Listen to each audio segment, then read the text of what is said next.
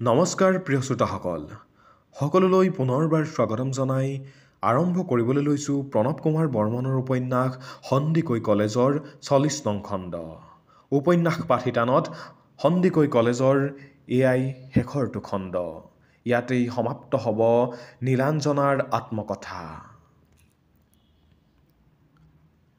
সেইটো নীলাঞ্জনাৰ সমাধি। যাওক, তাইক লগ কৰক গৈ। মানুহৰ বাবে তাই প্ৰাণ আহুতি দিলে।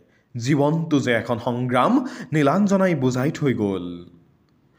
বেদিকাই শিলাখণ্ড এটুকুৰা দেখুৱাই দিলে।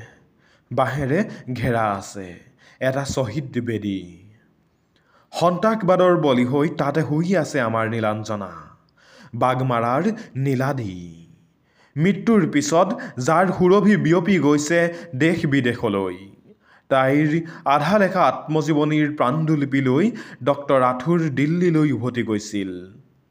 গোটেই পৃথিৱীতে নীলাঞ্জনা এতিয়া নিপীড়িত জনতাৰ মুক্তি আৰু প্ৰগতিৰ প্ৰতীক।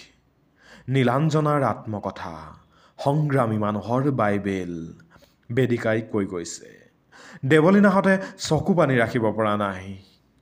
চৰি নীলা, উই আৰ চৰি।